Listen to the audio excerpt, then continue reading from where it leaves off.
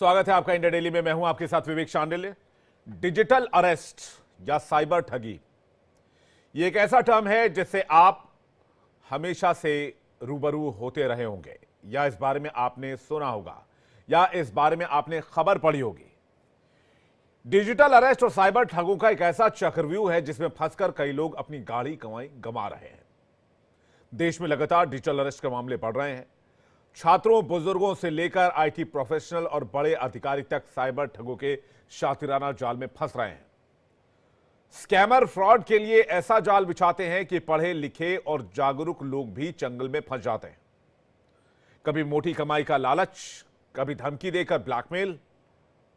सरकार, पुलिस और cyber experts की कोशिशों के बावजूद डिजिटल अरेस्ट के मामले कम नहीं हो रहे हैं। भारतीय साइबर अपराध समन्वय केंद्र ने 2024 में साइबर ठगी के आंकड़े जारी किए हैं। सितंबर महीने तक ही देश में 11,333 करोड़ की ठगी की जा चुकी है। असली आंकड़ा इससे कहीं ज्यादा हो सकता है, क्योंकि बड़ी मामले में ठगी के मामले रजिस्टर नहीं होते हैं। 2021 में गृह मंत्रालय ने साइबर अपराध समन्वय केंद्र स्थापित किया, जहां 1930 पर कॉल करके कोई भी साइबर क्राइम की शिकायत दर्ज करवा सकता है। आपको यह जानकर हैरानी होगी कि यहां अब तक 9,94,000 शिकायतें दर्ज कराई जा चुकी हैं। सरकार अब तक 6,69,000 सिम कार्ड ब्लॉक कर चुकी है। 1,32,000 IMEI नंबर्स को भी ब्लॉक किया गया है। डिजिटल अरेस्ट के लिए इस्तेमाल 1,700 से अधिक स्काइप आईडी और 59,000 व्हाट्सएप खातों को सील किया जा चुका है। इसके बावजूद डिजिटल अरेस्ट और साइबर फ्रॉड के मामले कम नहीं हो रहे। स्कैमर्स तो इतने शातिर होते हैं कि ठगी के नए नए तरीके अपना देते हैं। मैं खुद अगर अपनी बात करूं तो मुझे हर रोज कभी मेरा बिजली का खाता बंद करने के मैसेज आते हैं, कभी मेरा मोबाइल फोन बंद करने के मैसेज आते हैं, कभी मेरा कोई कुरियर कस्टम विभाग ने पकड़ लिया है इस बाबत कॉल आता है, कभी ट्राई का फोन आता है कि मेरा मोबाइल कनेक्शन 2 घंटे में बंद कर दिया जाएगा। ऐसे ना जाने कितने मैसेजेस महीने के अंदर गिरते हैं, जिसके अंदर अलग अलग दावे होते हैं। और कहा जा रहा है कि क्राइम सिंडिकेट सिर्फ देश में ही नहीं, विदेश में बैठकर भी ठग लोगों के अकाउंट खाली कर रहे हैं। और अब तो हद यह हो गई है कि ये जालसाज AI जैसे आधुनिक तकनीक का इस्तेमाल करने लग गए हैं। वॉइस क्लोन करके कॉल करते हैं। हो सकता है कि आपके परिवार से आपको किसी का कॉल आ जाए। बेशक सामने से कंप्यूटर के जरिए वॉइस का इस्तेमाल किया जा रहा हो, लेकिन आपको लगेगा कि आपके करीबी ने, आपके परिवार ने किसी मदद के लिए फोन किया है और आप फौरन उसकी मदद कर देंगे। लेकिन तब तक आपको यह पता नहीं होगा कि आप ठगी के शिकार हो गए। सवाल यह है कि साइबर फ्रॉड के मामलों में आखिर लगाम क्यों नहीं लग पा रहा? इतनी कोशिशों के बावजूद, इतने एक्शन के बावजूद आखिर पुलिस, साइबर एक्सपर्ट इस मामले में क्यों पिछड़ जा रहे हैं? गृह मंत्रालय की तमाम कोशिशों के बावजूद डिजिटल अरेस्ट और ऑनलाइन ठगी के मामले आखिर क्यों नहीं घट रहे हैं? इस मुद्दे पर आज डिटेल से चर्चा करें, लेकिन उससे पहले आपको दिखाते हैं साइबर क्राइम की 2 हैरान कर देने वाली कहानी। पहली खबर गाजियाबाद से आई है, जहां शेयर ट्रेडिंग ऐप के जरिए चार्टर्ड अकाउंटेंट के अकाउंट से 77 लाख रुपए ठग लिए गए। मामला शालीमार गार्डन इलाके का है। यहां पर रहने वाले पंकज शर्मा पेशे से सीए हैं। उन्हें व्हाट्सएप पर एक वीडियो कॉल आया और शेयर ट्रेडिंग के कुछ तरीके बताए गए। इसके बाद कॉल करने वाला उन्हें एक लिंक भेजता है और व्हाट्सएप के ग्रुप में जोड़ लेता है, जिसके बाद उनके साथ ठगी की जाती है। चीन, कंबोडिया, दुबई जैसे देशों में बैठे शातिर जालसाज इस तरह की ठगी को अंजाम देते हैं। देखिए, एक पंकज शर्मा है जो शालीमार गार्डन सोसाइटी के रहने वाले हैं, साहिबाबाद में जो पड़ता है। इनके द्वारा एक साइबर थाने पे एफआईआर दर्ज कराई गई है, जिसमें इनके द्वारा जो है शेयर ट्रेडिंग के माध्यम से साइबर फ्रॉडस्टरों द्वारा जो है 77 लाख रुपए की ठगी की गई है। पूरा मामला जानकारी करने पे ज्ञात हुआ कि उनको जो है एक शुरू में जो है वीडियो भेजी दी गई थी और वीडियो में जो है शेयर ट्रेडिंग को प्रमोट करने के लिए जो है उनको दिखाया गया व्हाट्सएप पे, और देखने के बाद से इन्होंने उस लिंक को क्लिक किया। लिंक क्लिक करते ही एक व्हाट्सएप ग्रुप में जुड़ गए और उस ग्रुप में जो है सारे साइबर फ्रॉडस्टर ही हैं, और जिसमें जो है तरह तरह के शेयर्स में इन्वेस्ट करने पे 30 से 35%, 40% का प्रॉफिट दिखाया जा रहा है कि इतना ग्रोथ है इस शेयर में। रियल में वो पैसा बढ़ नहीं रहा था, केवल वो मैनिपुलेट करके दिखाते थे और इस तरह उनके साथ जो है 77 लाख की जब ठगी हो गई तब इनको जानकारी हुई कि मेरे साथ जो है साइबर फ्रॉड हो दूसरी खबर भोपाल से सामने आई, जहां पूर्व सीएम कमलनाथ के बंगले के सामने रहने वाली एक महिला को डिजिटली अरेस्ट कर लिया गया। साइबर जालसाजों ने केंद्रीय जांच एजेंसी के अधिकारी बनकर महिला को 10 दिन तक डिजिटल अरेस्ट करके रखा। इतना ही नहीं, छात्रों ने ऑनलाइन कोर्ट में महिला की पेशी दिखाई। कोर्ट रूम में नकली वकील और फर्जी जज ने महिला को मनी लॉन्ड्रिंग का दोषी करार देते हुए 5 साल की सजा भी सुना दी और फिर जेल से बचाने के लिए छात्रों ने महिला से 44 लाख रुपए ठग लिए। सोचिए, साइबर स्कैमर कितने शातिर होते हैं और किस तरह से लोगों को डराकर धमकाकर अपनी साजिश में फंसाकर साजिश को अंजाम देते हैं। हाँ, ये अपना में बड़ा गंभीर मामला है। अभी श्यामला हिल्स क्षेत्र में एक बड़ा हाई प्रोफाइल मामला आया हुआ है। कोई शायद खट्टर फैमिली है, उसके साथ ये घटना घट गई है। आप ये देखिए, अपराधियों के हौसले इतने बुलंद हैं कि अब ऐसा लग रहा है कि वो जज की भूमिका में भी आ गए हैं। तो अपने आप में ये न्याय व्यवस्था को सीधे चुनौती देते हुए दिख रहे हैं और शासन और प्रशासन और न्याय व्यवस्था के जो हमारे लोग हैं उनको इस मामले को बड़ा गंभीरता से लेना चाहिए, ताकि इस तरह की कार्रवाइयों पे या इस तरह के अपराधों पे नकेल लगाने की पुरजोर पूरी तरह से तैयारी की जा सके।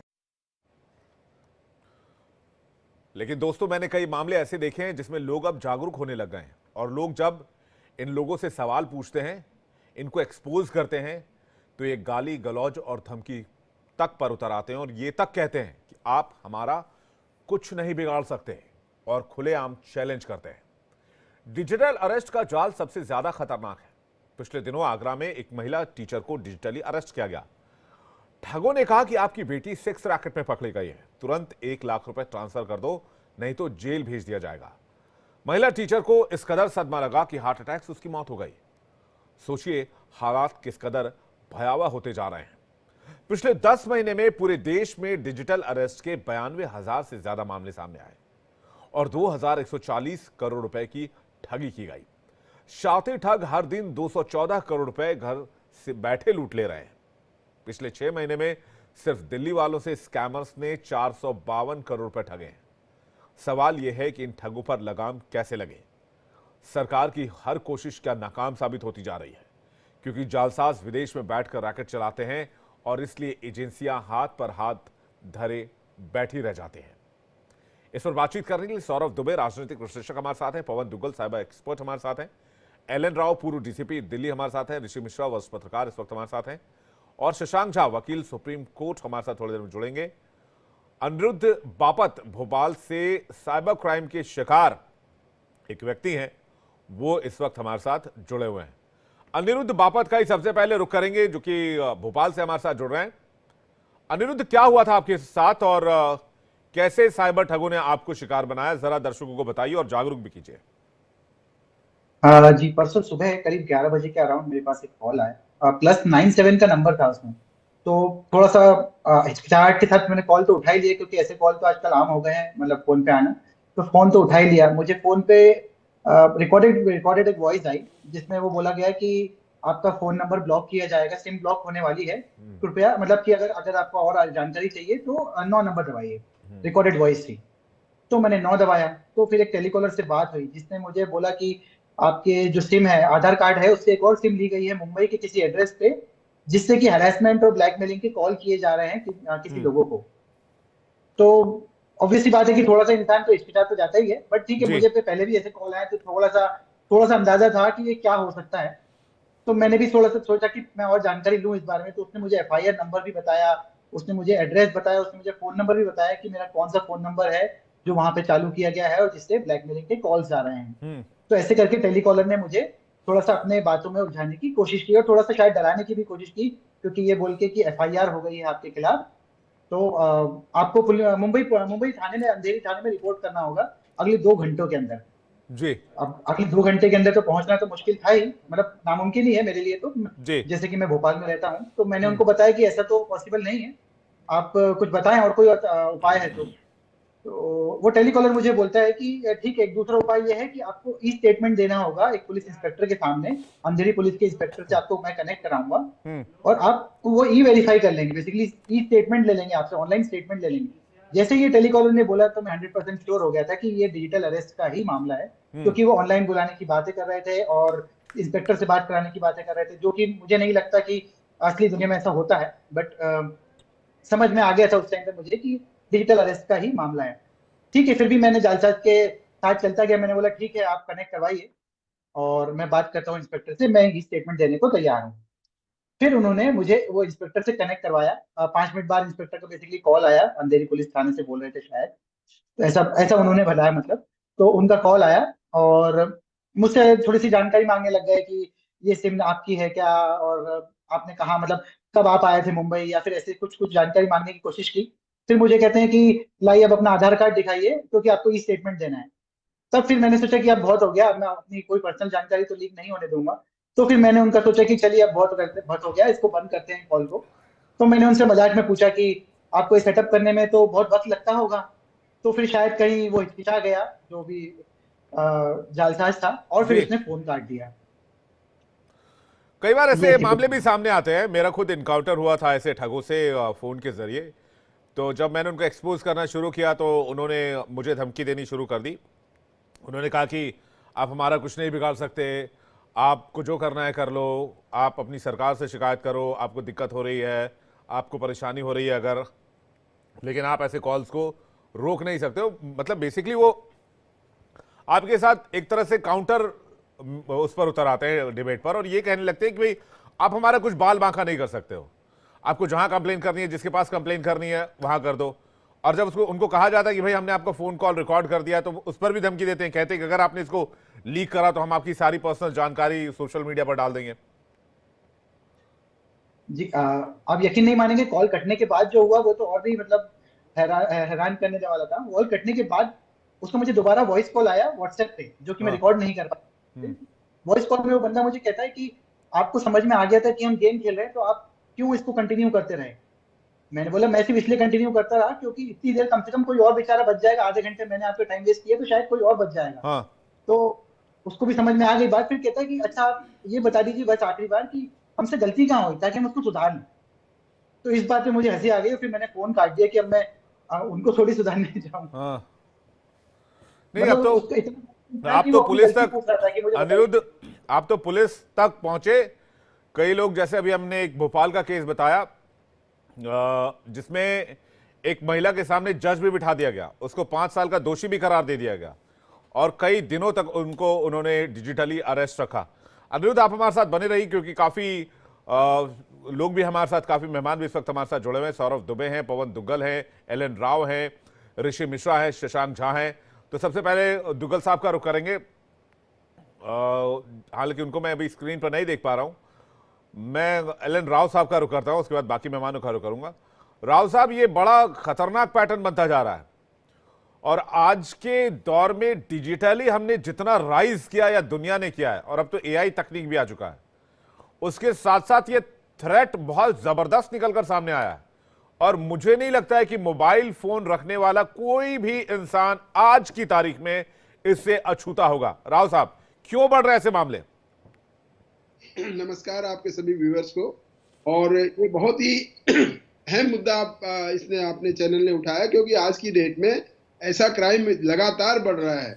इसकी वजह 2-3 है। एक तो जो साइबर क्रिमिनल्स है उनको अब समझ में ये आया है कि फिजिकली कोई अगर क्राइम करेंगे, जैसे रोबरी, डकैती, स्नैचिंग या ऐसा करेंगे, तो उनको अरेस्ट होने का भी डर रहता है, और उनको सामान भी इतना नहीं मिलता जितना उनको उम्मीद रहती है। एक तो ये रीजन वजह है कि वो खुद अभी, और दूसरा वजह ये है कि हम डिजिटली बहुत एडवांस होते जा रहे हैं, और ये डिजिटलाइजेशन का फायदा उठाकर और ये इस प्रकार से काम करते हैं। सबसे ज्यादा लालच ये देते हैं, लोभ देते हैं। जैसे अभी किसी को डराते हैं, डिजिटली अरेस्ट की जो बात आपने भोपाल में एक लेडी के साथ की है, उस प्रकार से उसको इतना ब्रेन वॉश कर लेते हैं, और एकदम उसको कुछ समझ में नहीं आता क्या हुआ। दिल्ली में एक मेरे दोस्त के यहाँ, बिजनेसमैन दोस्त के यहाँ ऐसा हुआ, उसको 15 दिन तक डिजिटली अरेस्ट करते और कई करोड़ों रुपए उससे ले लिए हैं। और ये सिर्फ कह दिया कि आपने घर में किसी को बताया या किसी को शेयर किया तो आप अरेस्ट हो जाएंगे, तो वो आदमी डर जाते हैं। तो ये कभी भी ऐसा ना करें, कि डरने की कोई बात नहीं है। जिस प्रकार से ऐसे जो काम करते हैं, जैसे अभी बता रहे थे एक ब्रदर, जो उन्होंने एकदम उनको समझ गए कि गड़बड़ है, बॉम्बे वाले ले जाने की बात कर रहे थे, वो ऐसा ही समझदारी से करना चाहिए। किसी प्रकार से भी ऐसी कोई बात करते हैं तो वो उनको नहीं करना चाहिए। रीजन ये है हो रहा है कि आज की डेट में क्यों क्राइम बढ़ रहा है। एक तो ये जिस प्रकार से क्राइम करते जा रहे हैं, उसकी रिपोर्ट कम होती है, रिपोर्ट हो जाती है तो उसकी इन्वेस्टिगेशन नहीं होती है। इन्वेस्टिगेशन करने के लिए हमारे पास स्टाफ नहीं है, साइबर एक्सपर्ट्स हमारे पास पुलिस में नहीं है। नो डाउट कि हमने जैसे दिल्ली की बात करें तो 15 डिस्ट्रिक्ट हैं दिल्ली में, हर डिस्ट्रिक्ट में एक साइबर क्राइम का पुलिस स्टेशन खोल दिया गया है। स्पेशल सेल का एक स्पेशल क्राइम का एक बड़ा ऑफिस है, उसमें बड़े केसेस का भी इन्वेस्टिगेशन करते हैं। लेकिन फिर भी हमारा सक्सेस रेट इनको पकड़ने का वो बहुत कम है, क्योंकि ये जाली अकाउंट में काम करते हैं, जाली आधार कार्ड से अपनी आइडेंटिटी रखते हैं और जाली ही मोबाइल फोन ये रखते हैं, तो इनको पकड़ना बड़ा मुश्किल है। और इसलिए वास्तव में आप जो कह रहे थे कि ये कहते हैं कि जो मर्जी, आपको भी जैसे धमकी दिए, कहते हैं जो मर्जी कर लो, हमें कुछ नहीं कर सकते आप, वो सिर्फ से और सिर्फ यही वजह है कि इनकी आइडेंटिटी बड़ी मुश्किल से पहचानी जाती है, क्योंकि जिस नंबरों से बात करते हैं वो नंबर कहीं ना कहीं आपको मिलेंगे नहीं, ट्रेस नहीं होंगे, या उनको एड्रेस आप ढूंढते रहिए वो नहीं मिलेंगे। और अकाउंट्स में जिसमें पैसा गया उसमें तुरंत वो अकाउंट से ट्रांसफर कर लेते हैं।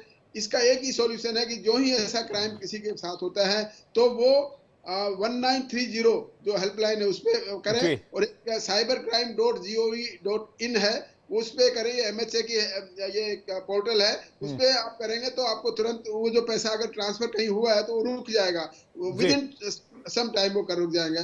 तो ये हमारे पास अभी ऐसे कुछ प्रिवेंटिव मेजर्स जो बताए जा रहे हैं उनको फॉलो करें। पब्लिक में अहम जानकारी, सर वो तो फॉलो करेंगे लेकिन सरकार भी तो कुछ करेगी सर। जी सरकार, हम कमाए भी, हम टैक्स भी दें, हम अपने पैसे भी खुद ही बचाएं, हम उस पे भी हम अपने पैसे पे कुंडली मार के बैठे रहे, दिन रात सुरक्षा करते रहे। इससे अच्छे तो कैश का चलन कर देते हैं, सैलरी आते के साथ सारा कैश निकाल लो, तिजोरी में डाल दो और फिर नोट निकाल के खर्चा करते रहो, फिर सैलरी आए फिर सारा कैश निकाल लो, ना रहेगा बैंक में पैसा, ना होगा डिजिटली आदमी अरेस्ट। हमें तो किसी ने हमें फोन करके बोले भाई डिजिटल अरेस्ट कर रहे हैं, मतलब सारा पैसा निकाल दिया हमने, कर लो अरेस्ट। ऐसे करो, क्या करोगे, मैं बैंक खाते में कुछ पैसा ही नहीं है। अब तो दुग्गल साहब ही बचा सकते हैं इस तरह के साइबर क्राइम से। मैं दुग्गल साहब के पास जा रहा हूँ, दुग्गल साहब हमारे साथ जुड़ गए, इसके बाद मैं ऋषि मिश्रा जी आपके पास आ रहा हूँ और सौरभ दुबे जी। और दुग्गल साहब क्या करे आदमी ऐसे में, ये बड़ा असमंजस वाली स्थिति होगी बड़ी। उधर से साइबर ठग परेशान कर रहे हैं, दिन रात 50 मैसेजेस, कभी फोन बंद कर देंगे, बिजली बंद कर देंगे, पानी बंद कर देंगे, गैस कनेक्शन बंद कर देंगे, कुछ भी बंद करने की धमकी। कहते हैं कि भाई आपका जो है पैकेट पकड़ा गया जो सऊदी या कहां मुंबई के डॉक से उधर जा रहा था चाइना और उसमें ड्रग्स मिला है। ऐसे ऐसे तरीके से डराते हैं सर। देखिए, हमें अगर अपने आप को बचाना है डिजिटल अरेस्ट से तो दो चीजों को त्यागना पड़ेगा जो कोविड-19 की देन है। एक है डर और दूसरा है पैनिक। देखिए, अगर हमने कुछ गलत किया ही नहीं है तो हमें डरने की आवश्यकता नहीं, हमें पैनिक करने की आवश्यकता नहीं। दूसरी बात, जब कभी हमें थोड़ा सा भी आभास हो कि कोई अनजान व्यक्ति हमें डराने की कोशिश कर रहा है, हमको विवश कर रहा है कि हम कुछ अर्जेंट इमीडिएट एक्शन लें, किसी लिंक पर क्लिक करें, कुछ पैसा दें, ये सब खतरे की घंटियां हैं जो आपको बताती हैं कि आप साइबर क्राइम के शिकार होने वाले हैं। तुरंत फोन को डिस्कनेक्ट करिए, अपनी जो पावर है, शक्ति है, उसको डिस्कवर करिए और आप सडनली पाएंगे कि आप काफी हद तक इन प्रकार के साइबर क्राइम के शिकार होने से बच सकते हैं। लेकिन अल्टीमेटली आपको सूझबूझ, सावधानी, common due diligence, common sense का इस्तेमाल करना पड़ेगा अगर आप इस तरह के साइबर क्राइम से बचना चाहते हैं।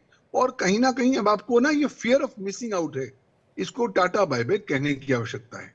हमें क्या लगता है कि हम सब चीज पकड़ना चाहते हैं, हर कॉल को लेना चाहते हैं, पता नहीं कुछ चीज मिस ना हो जाए। तो मुझे लगता है कि अगर हम अनजान नंबर के कॉल्स को लेना बंद कर दें, ये एक बेसिक प्रॉमिस अपने आप से कर लें कि साहब अनजान नंबर के कॉल्स मैंने कॉल उठाने ही नहीं है, आसमान गिरना है तो गिर जाए। और अगर आपको बहुत ज्यादा इच्छुकता है तो आप उस नंबर को लैंडलाइन नंबर से कॉल कर सकते हैं, मोबाइल से ना कॉल करें, तो ऑटोमेटिकली आप अपने आसपास एक सुरक्षा का कवच बना रहे हैं। दूसरी बात, आवश्यकता है कि आपको आज वो दौर आ गया है जहां पर आपको हर जानकारी को डिस्ट्रस्ट और मिसट्रस्ट की भावना से देखने की आवश्यकता है। हम हर वो जो चीज है उस पर तब तक विश्वास न करें जब तक हम उसको इंडिपेंडेंटली स्वयं अपने तौर पर उसकी पुष्टि न कर पाए, क्योंकि आज चारों ओर फेक इंफॉर्मेशन है, फेक न्यूज है, फेक रूमर्स हैं और ये तमाम सारी चीजें हम सबको टारगेट करने वाली हैं। अभी तो एक आपने खुद ही सर्वे बताया है कि कुछ महीनों में 2000 करोड़ भारतवासी गवा चुके हैं डिजिटल अरेस्ट के लिए, और 1-2 महीने दे दीजिए तो ये आंकड़ा करीबन 3000 करोड़ तक पहुंच जाएगा। और प्रॉब्लम यहाँ पर है कि कानून इस पर बहुत ज्यादा चुप्पी साधे हुए है। ये बात सही है कि डिजिटल अरेस्ट नाम की चीज कुछ है नहीं, क्योंकि कानून जो है कहता है कि अगर आपने किसी को गिरफ्तार करना है तो आप उसे फिजिकली गिरफ्तार करिए, लेकिन क्योंकि लोगों को आप डराते हैं, भयभीत करते हैं, इसलिए वो आपकी बात मान लेते हैं कि चलिए टेक्नोलॉजी के माध्यम से भी आपको गिरफ्तार किया जा सकता है। तो लोगों में जागरूकता फैलानी है, लेकिन कानून का संशोधन करना भी जरूरी है, क्योंकि भारत का जो सूचना प्रौद्योगिकी कानून है, जो भारत का भारतीय न्याय संहिता है 2023, वो इस तरह के कानून, इस तरह के जो साइबर क्राइम है उसको कवर नहीं करता।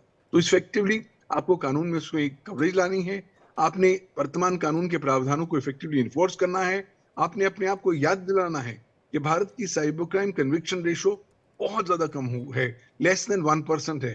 तो इस कन्विक्शन रेशो को बढ़ाना है, और अल्टीमेटली आपने लोगों को ज्यादा सशक्त करना है, जागरूक करना है, बताना है कि साहब इस तरह के नए उभरते साइबर क्राइम आ रहे हैं। अगर आप अपने आप को बचा पाएंगे तो ही स्वयं आप अपना बेस्ट रास्ता निकाल पाएंगे अपने आप को साइबर क्राइम का शिकार होने की दिशा। एक और सवाल जल्दी से लूंगा दुग्गल साहब आपके पास, उसके बाद फिर बाकी मेहमानों को करूंगा। इनको ट्रेस करना मुश्किल क्यों है? ऐसे मामलों में कन्विक्शन रेट कम क्यों है?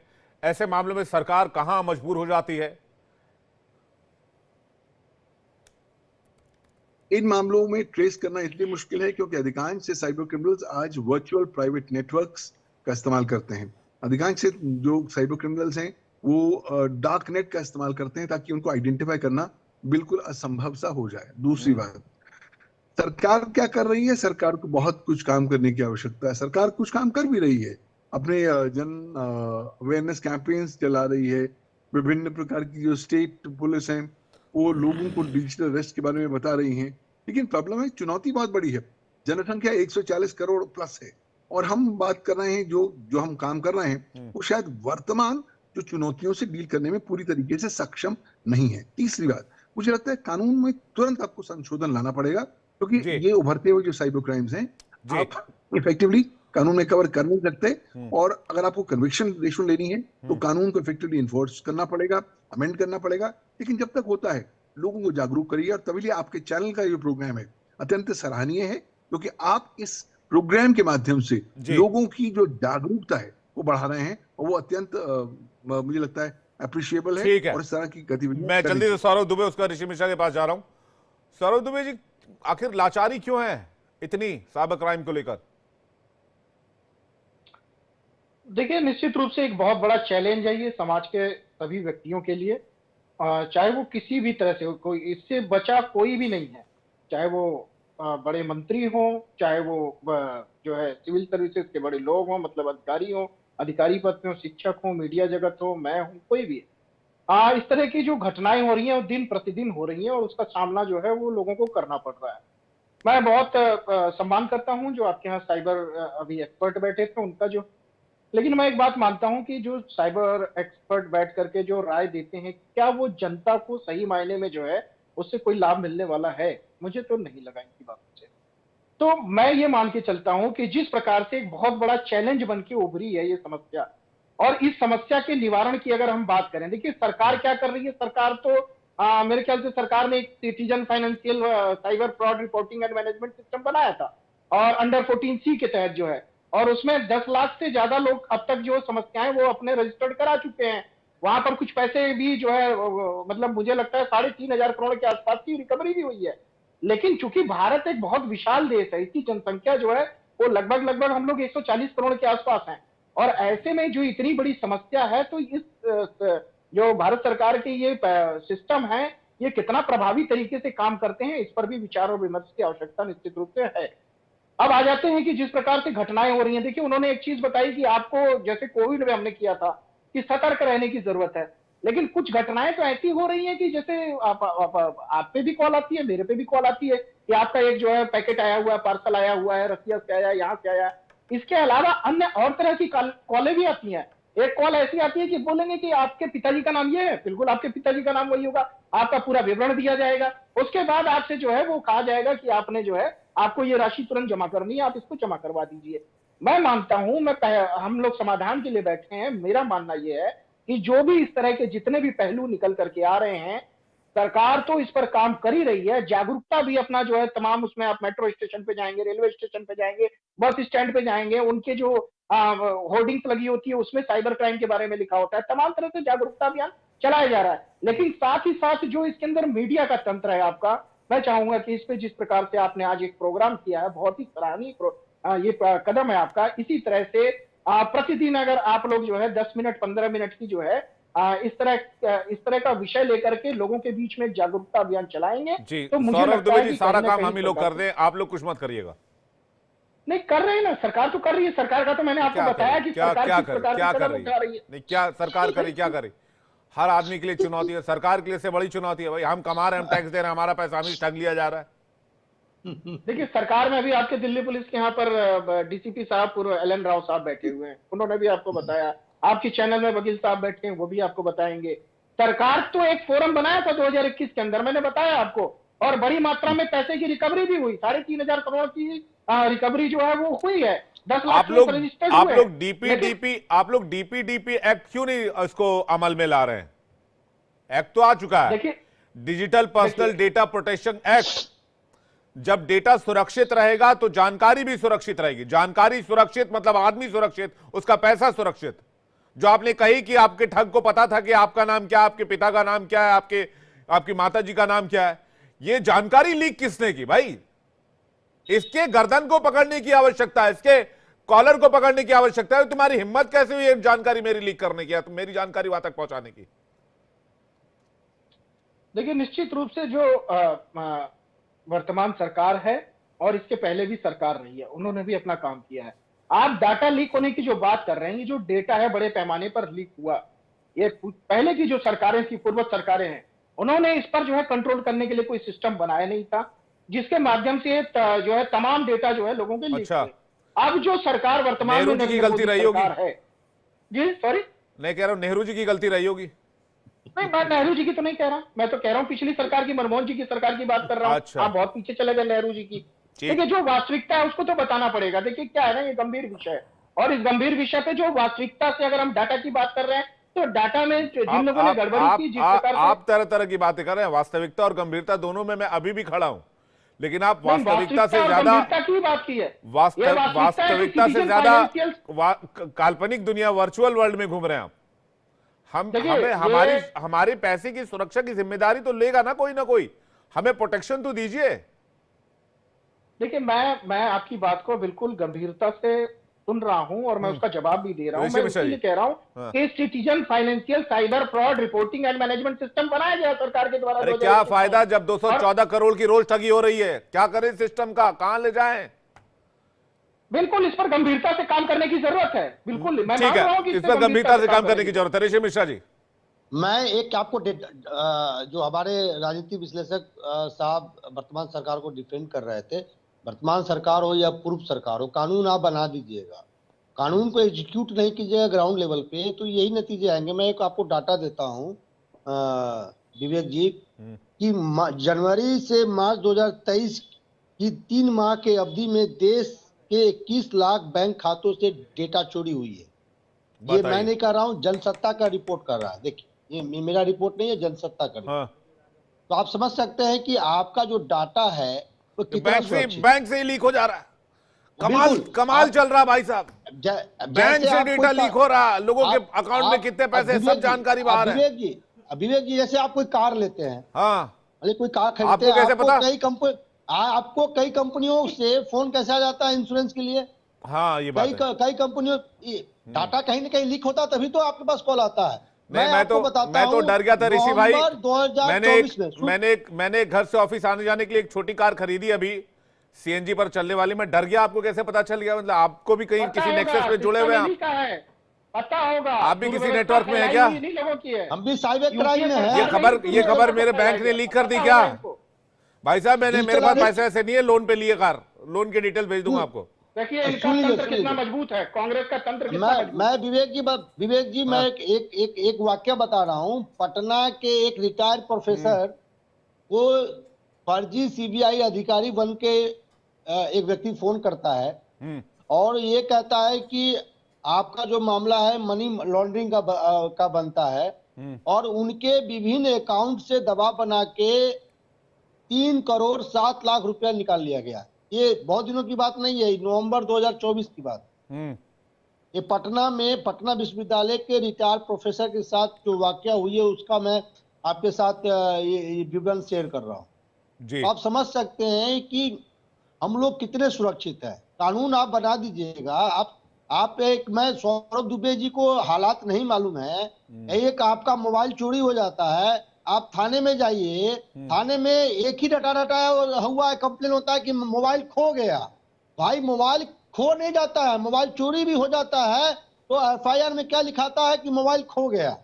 भाई ये मोबाइल बराबर क्यों खो जाता है भाई? तो जो आप कानून बना दिए हैं, क्या लोअर लेवल पे कानून एग्जीक्यूट होता है? आपके बैंक से मान लीजिए फ्रॉड हो गया, आपके एटीएम से फ्रॉड हो गया, आप अपने बैंक के चक्कर काटते काटते कई वर्ष बीत जाएंगे जी, लेकिन आपके साथ न्याय नहीं होगा।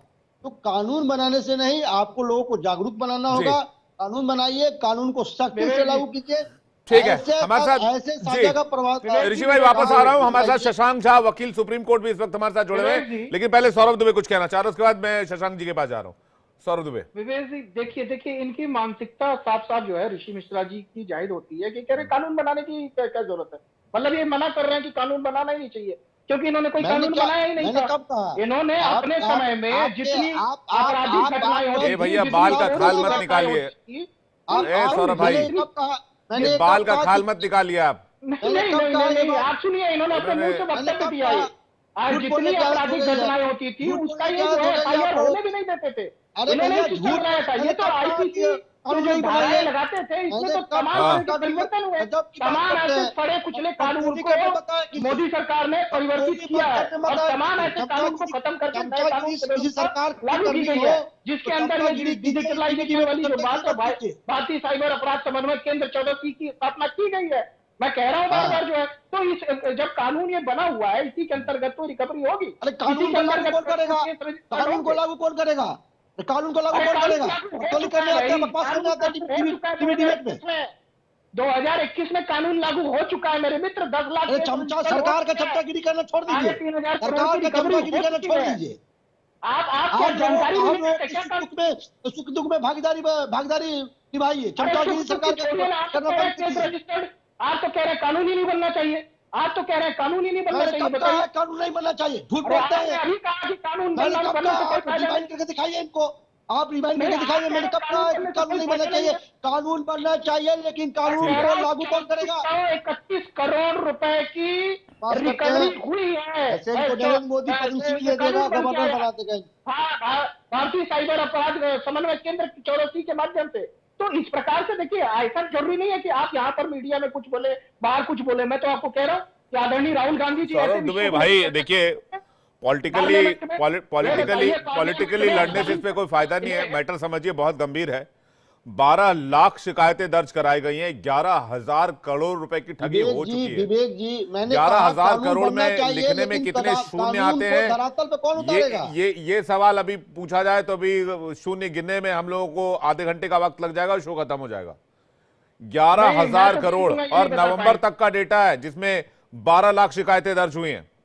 आप सोचिए कि मैटर कितना बड़ा और गंभीर होता जा रहा है। और इस मामले में अगर हम अभी नहीं संभले तो जिस हिसाब से एआई तकनीक और बाकी चीजें जो टेक्नोलॉजीज आ रही हैं वो और आपको इस दलदल में खींचती चले जाएंगे। इस बीच आम आदमी बेसहाय बेसहारा पड़ा रहेगा, उसको कोई मदद नहीं मिल पाएगी। मैं शशांक के पास जा रहा हूं, उसके बाद में एल एन राव साहब आपके पास आ रहा हूं, फिर बाकी मेहमानों का रुख करूंगा। शशांक, क्या ये मैटर्स कोर्ट तक भी आ रहे हैं, अदालत तक भी आ रहे हैं, और क्या इसका कोई सोल्यूशन मिल पा रहा है? नमस्ते विवेक जी। मेरा मानना है कि साइबर क्राइम एक बहुत महत्वपूर्ण विषय है जिसके मूल तक हमको जाना पड़ेगा अगर इसको सॉल्व करना चाहते हैं।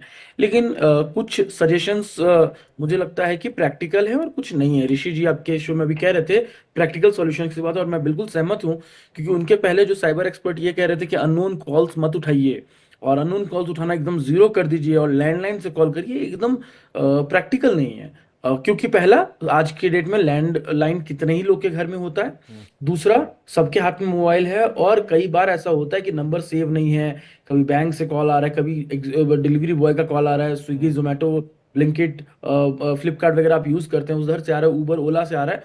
तो ऐसा प्रैक्टिकल सॉल्यूशन नहीं हो सकता कि आप फोन ना उठाएं। ये मेरा पहला पॉइंट है।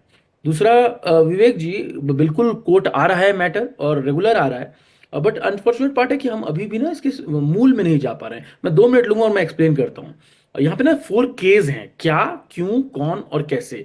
तो पहला, क्या क्या हो रहा है एक्चुअली, किस तरीके से घटनाएं हो रही हैं। तो कई बार पार्सल के नाम पे फेक कॉल आ रहा है, कई बार पैसा रिटर्न करने की बात की जा रही है कि हमने गलती से भेज दिया और आपको टेक्स्ट मैसेज कर रहा है और आपको कह रहा है पैसे भेजिए। कई बार OLX पे आप कुछ बेचने जाते हैं, वहां पे आपको स्कैन कोड देख के आपको ठग लिया जा रहा है। इंस्टाग्राम पे फेक आईडीज बना के हो रहा है, कॉल्स आ रहे हैं, गूगल पे गलत नंबर है। कल ही किसी को पता चला कि गूगल से एक नंबर निकाला, किसी कंपनी का, कॉल किया और उसका 1.5 लाख चले गए। मेरे पास आया था वो केस। और इसमें एक और जोड़ दीजिए, पेपर लीक की घटना है, ये भी साइबर क्राइम का ही एक नतीजा है। तो मैं एक आंकड़ा देख रहा था कि हर 11 सेकंड पे एक कंपनी के ऊपर में अटैक हो रहा है साइबर के थ्रू। और यहाँ पर्सनल लोगों की बात हो ही नहीं रही है, सिर्फ कंपनीज की बात हो रही है। तो अगर हर 11 सेकंड पे एक कंपनी पे अटैक हो रहा है, तो सोच लीजिए कि पर्सनल लेवल पे लोगों के पास कितने ज्यादा अटैक हो रहे होंगे। क्यों हो रहा है? पहला क्वेश्चन है, क्योंकि साइबर क्राइम वीक है। साइबर क्राइम को रोकने के लिए जो पॉलिसीज आई हैं, जो लॉज आई है, वो उतनी इफेक्टिव नहीं हो पा रही हैं जिसे आप रोका जा सके।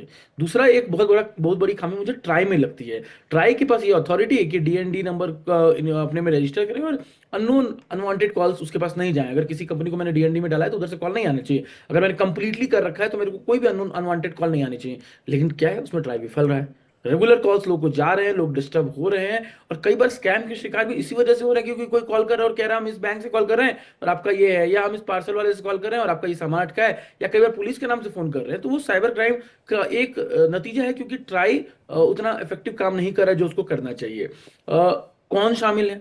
तो देखिए, मुझे लगता है कि एक व्यक्ति है, शार्क टैंक नाम के एक शो पे आया था पैसा रेज करने के लिए, और वहां पूछा गया कि भाई तुम कैसे डील करते हो, तो बोला कि मैंने कुछ 2000 रुपए से कम पैसे खर्च करके 80 करोड़ लोगों का डेटा खरीदा था इंस्टाग्राम के पेज से। तो आप सोचिए कि 80 करोड़ जनता आउट ऑफ 140 का जो जो दाम है वो 1500 2000 है।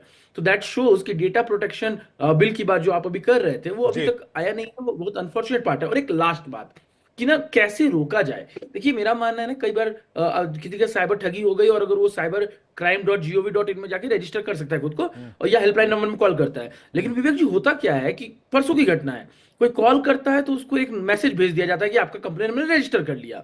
अमूमन पहले होता था कि आपको एक नंबर भी एग्जीक्यूट कर दिया जाता था कि ये IO है जो आपका इन्वेस्टिगेट करेंगे, लेकिन अब वो नंबर नहीं दिया जाता है। तो अगले 24 घंटे या 48 घंटे, जब 1% चांस है कि आपका पैसा शायद मिल जाए, तब वो पुलिस FIR नहीं करती है या उसको ठंडे बस्ती में डाल देती है, आपको नंबर नहीं देती है अनटिल अनलेस आप कुछ फोर्स लगा के करें। तो कोर्ट भी तभी इफेक्टिव काम कर पाएगा जब पुलिस अपना काम सही से करे। यहाँ मिस हो रहा है क्योंकि पुलिस तुरंत इफेक्टिव वे से ट्राई नहीं कर रही, पैसा वापस आ जाए। विवेक जी, एक 10 सेकंड और लूंगा। मैं एक बार कोर्ट में गया था, एक केस में ऐसे ही साइबर क्राइम हुआ था और FIR हम करना चाह रहे थे। तो कोर्ट में जब फाइनली इंस्पेक्टर को बुलाया गया, वहां के SHO को, और पूछा कि आप क्यों नहीं कर रहे, कहते कि अरे यह जो व्यक्ति है वो पक्का बांग्लादेश बॉर्डर पे मुर्शिदाबाद में या जमतारा में या कहीं पे होगा, हम इसको पकड़ ही नहीं पाएंगे, तो इसके ऊपर में FIR करने का क्या फायदा। तो पुलिस इतनी लाचार दिखती है क्योंकि वो है, और क्योंकि पुलिस लाचार है आज लोगों के साथ ठगी हो रही है। और क्योंकि इंडिया जितना डेवलप कर रहा है और स्पेशली डिजिटल इकोनॉमी में जितना ग्रो कर रहा है, मेरा मानना है कि अगर आज हम नहीं रुके या नहीं संभले तो ये डेटा और बढ़ सकता है। हम आज से 2 साल पहले, विवेक जी, FBI की एक डेटा आई थी, इंडिया में 3000 ठगी हो रही थी वर्सेस अमेरिका में 4.5 लाख की ठगी थी। तो 100 गुना ज्यादा था अमेरिका से। आज के डेट में इंडिया और अमेरिका ऑलमोस्ट पास पहुंच गया है। और ये सोचिए, FBI की लिस्ट थी 2 साल पहले, 2022 से 2024 के बीच में कितना अंतर आ गया। ठीक है, एलन राव सर के पास जा रहा हूं, लेकिन 2 दिसंबर 2024 सोमवार की बात है, एक जनहित याचिका पर सुप्रीम कोर्ट ने सुनवाई की थी। बढ़ते साइबर अपराध और डिजिटल अरेस्ट से निपटने के लिए समुचित दिशा निर्देश बनाने के लिए विशेषज्ञ समिति बनाने से कोर्ट ने इनकार कर दिया। शीर्ष अदालत ने कहा था कि केंद्र सरकार ने इन अपराधों से निपटने के लिए समुचित कदम उठा रही है। मुख्य न्यायाधीश संजीव खन्ना और न्यायमूर्ति संजय कुमार की पीठ ने इस मांग को लेकर दाखिल जनहित याचिका पर विचार करने से इनकार किया और कहा कि साइबर अपराध और अपराधियों से निपटने के लिए सरकार कोशिश कर रही है और हम फिलहाल इसमें हस्तक्षेप करने के इच्छुक नहीं है।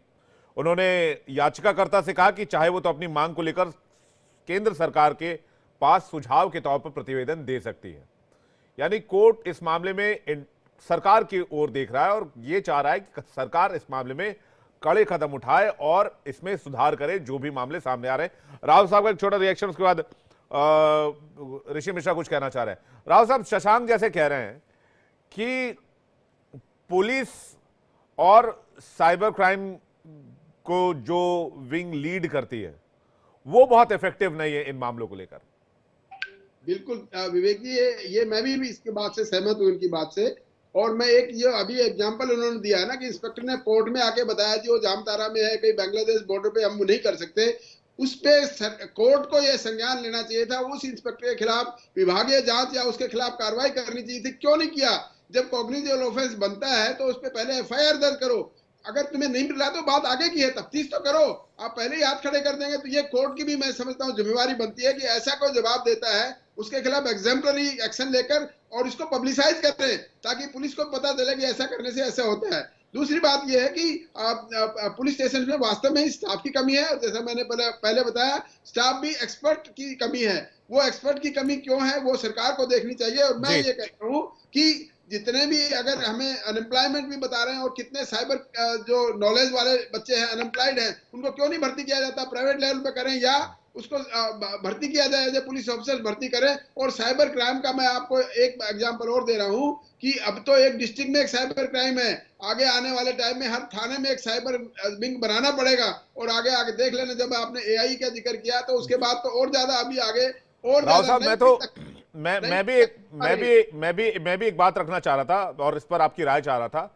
मैं तो कहता हूं कि एक नेशनल इन्वेस्टिगेटिव एजेंसी जैसे एनआईए है, जो देश में बम धमाके होते हैं या फिर कोई टेरर एक्ट होता है उसको चेक करने के लिए एक नेशनल एजेंसी चाहिए जो साइबर अपराध पर लगाम लगाने में थ्रू आउट यानी कि पैन इंडिया काम करे और सभी स्टेट पुलिस से संपर्क और कोऑर्डिनेशन स्थापित करे।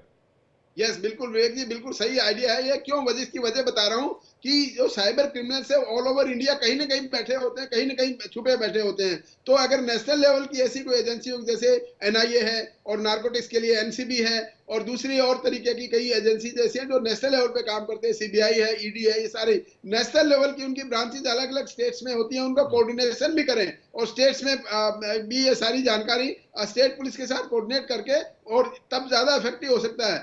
और नई नई चीजें ये याद कर रहे हैं। एक लेटेस्ट अभी आया, लुक हु इज डेड, ऐसा कोई मैसेज आएगा किसी के पास, लुक हु इज डेड, तो वो उसके बाद उसका एक लिंक आएगा, तो कोई भी एट्रोस जो एक उसको आदमी कोई क्या डेथ की बात आ गई तो तुरंत उसको दबा दें, क्योंकि कोई आदमी को कोई सोचने का टाइम नहीं देते हैं। ऐसे ऐसे नए नए इजाद किए जा रहे हैं और उसकी वजह यह कि खाली बैठे बैठे यही काम करते रहते हैं, सारा दिन सोचते रहते हैं नया क्या तरीका निकाले, नया क्या तरीका निकाले। जो पुराना तरीका फेल होता जा रहा है तो नए नए तरीके निकाले। बिल्कुल, ये तो सर गांव में एक कहावत है, चोर के 84 बुद्धि। ऋषि मिश्रा जी इस कहावत से वाकिफ होंगे।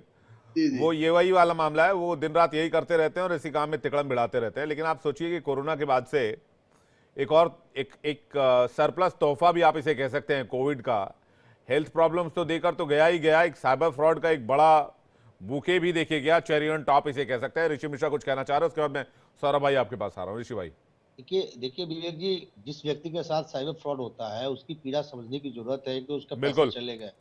अब आप पुलिस ये कोर्ट, आप बताइए एक आदमी का, मान लीजिए जो गरीब आदमी है वो 10,000 15,000 महीना कमाता है और उसका मान लीजिए उसके अकाउंट से पैसे निकाल लिए जाते हैं, तो बेचारे वकील कहाँ ठीक करेंगे? वकील का फीस कौन देगा? थाने में उस मजदूर, उस गरीब आदमी का कौन सुनेगा? आप बात करना, स्टूडियो में बैठ के बात करना, हम लोग कोट टाई लगा के बात कर रहे हैं। अब जाइए थाना में, जाइए थाना प्रभारी क्या बिहेव करता है। हमारे डिबेट में जो प्रूफ डीसीपी साहब बैठे हैं, थाने में हम लोगों के साथ कैसे ट्रीट किया जाता है, मैं तो खुद भुगतभोगी हूँ। हमारे परिवार के साथ पिछले साल घटना हुआ था और हमने तमाम बड़े बड़े पदाधिकारियों को फोन लगाया। तो हम तो छोटे मोटे पत्रकार तो हैं, कम से कम हमने फोन लगाया, फोन जो एसपी कप्तान होता है फोन उठाना मुनासिब नहीं समझते हैं और आप उनसे आर्गुमेंट नहीं कर सकते हैं। ये सौरभ दुबे जो भाषण दे रहे हैं ना, अभी बिहार आए, पटना आए, या हम हमारे राज्य में आए जहाँ बीजेपी की सरकार है, और एक एसपी से आर्गुमेंट करके दिखा दे हमको, और नहीं तो मैं तो चैलेंज करता हूँ लाइव, मैं अभी मुजफ्फरपुर एसपी का नंबर देता हूँ, ये आर्गुमेंट करके दिखा दे कि मेरे साथ साइबर क्राइम हुआ है या मेरे साथ अपराध हुआ है। एसपी क्या इनको रिस्पांस देता है, पता चल जाएगा। ये स्टूडियो में डिबेट में बात करना, अच्छा बात करना, एक आम आदमी, एक आम गरीब आदमी जब थाना जाता है, जब उसके साथ फ्रॉड होता है, उसके साथ जब बिहेव किया जाता है, वो वही जानता है। जो ग्राउंड आदर्श स्थिति है ग्राउंड पे, उसको समझने की जरूरत है। रिजर्व बैंक का जो रूल रेगुलेशन है उसको आसान करने की जरूरत है। तो इन चीजों पर बात नहीं करेंगे, केंद्र सरकार को डिफेंड करने आ जाएंगे, मोदी जी को डिफेंड करने जाएंगे। राज्यसभा, जैसे राज्यसभा गवर्नर पद के लिए इतनी लालसा हो जाती है लोगों की, पता नहीं कितना बड़ा भूख है पद का, पता नहीं चमचागिरी का कितना बड़ा भूख है, पता नहीं। क्या सौरभ भाई, क्या सुनवा रहे हैं सब आप? नहीं, आप सुन रहे हैं। देखिए अभी विषय क्या था और विषय शशांक जी एक सेकंड वेट कीजिए, आ रहा हूं बस। सौरभ जी हेलो, क्या सुनना पड़ रहा है सब? सौरभ जी आप विषयांतर कर रहे हैं। विषय क्या था और विषय जो है वो इनकी दिल की इच्छा पूरा करने तक पहुंच गया कि राज्यसभा, जिस तरह से आरोप लगाते हैं, कौन व्यक्ति यहाँ पे राज्यसभा, सभी बात कर रहे हैं कि पुलिस तंत्र को, जो हमारा जो कानून व्यवस्था है उसके अंतर्गत जितनी भी तेजी से जो है उसको आगे बढ़ाने का काम हो सकता है, उसको और चुस्त और दुरुस्त करने का काम किया जा सकता है, उस सबको मिलकर करना चाहिए। मैं तो बार बार कह रहा हूं, मैं तो नहीं कह रहा हूं कि नरेंद्र मोदी सरकार के आते ही ये सारी चीजें रुक गई या थम गई। मैं आपको सिर्फ ये कह रहा हूं कि कानून जो है, जो गृह मंत्रालय ने साइबर अपराधी से संबंधित जो भी कानून थे व्यापक तरीके से उसको लागू किया, जिसमें भारतीय साइबर अपराध समन्वय केंद्र 14 की स्थापना की। मैं तो आपको वो आंकड़े बता रहा था कि उसमें 10 लाख रजिस्टर्ड भी हुए थे, इतने वो भी हुए थे। और मैं ये भी मानता हूं कि जिस प्रकार से साइबर क्राइम की घटनाएं तेजी से बढ़ रही हैं, उस पर ये जो पुलिस तंत्र है, जो मीडिया तंत्र है और जो क्या सरकार है, उसको तो बैठ करके निश्चित रूप से और ज्यादा किस तरह से उनकी सहभागिता बढ़े, ताकि लोग भैया हम लोगों को काहे लपेट रहे हैं? हम लोग तो खबर दिखाते ही रहते हैं। आप एक मजबूत तंत्र है। सुनिए, मैं इसलिए कह रहा हूं क्योंकि आप एक मजबूत तंत्र हैं। वास्तव में जो ऋषि मिश्रा जी की अगर मैं पीड़ा मान लूं, यहाँ पर अभी वकील साहब जो कह रहे थे उनकी भी तथ्यात्मक बातों को सत्य माना जाए, और जिस प्रकार से अभी पूर्व डीसीपी साहब बैठे उनकी बातों को लिया जाए, मैं वो बिल्कुल ठीक कह रहे हैं। कहीं ना कहीं पुलिस जिस प्रकार से जो है, पुलिस का रवैया जो होता है साइबर क्राइम को लेकर के, क्योंकि मैंने वो ठीक कह रहे हैं, मैंने भी अपने एक मित्र को भेजा था गुड़गांव में। अब वो गांव का एसएचओ जो है वो 4 घंटा पहले अपने दोस्तों से बात करने में लगा हुआ है, फिर उसके बाद जो है जाकर के उनकी उनके साथ घटना घटी उसको जो है वो सुना उसने, फिर उनको अगले दिन आने के लिए कह दिया गया। तो सिस्टम तो फेलियर है। अगर आप ऊपर से बात करेंगे, नीचे तो फेलियर है, मैं इस बात को स्वीकारता हूं, लेकिन सरकार ही तो उसको मजबूती के साथ लागू करवाने का काम कर सकती है। सरकार से ही तो हम बातचीत कर सकते हैं। मैं तो ऋषि मिश्रा जी को कह रहा हूं कि जिस प्रकार से हम आए दिन संसद में अडानी अडानी अडानी चिल्लाते हैं, क्या ऐसा नहीं हो सकता है कि ये जो गंभीर मसले हैं, जो गंभीर मुद्दे हैं, क्योंकि हमारी आपकी बात तो टेलीविजन पे है, मुझे जो कहना मैं कह दूंगा, लेकिन जो आदरणीय राहुल गांधी जी हैं, जो विपक्ष के नेता हैं, उनको भी तो सरकार से मजबूत चीजों पर प्रश्न करने चाहिए, इन विषयों पर वहां पर चर्चा करनी चाहिए, कानून पर पूछना चाहिए कि कानून बना और आज भी 12 लाख केस जो है हर महीने आ रहे हैं, तो ये किस प्रकार से, लेकिन उस पर फुर्सत नहीं है लोगों को।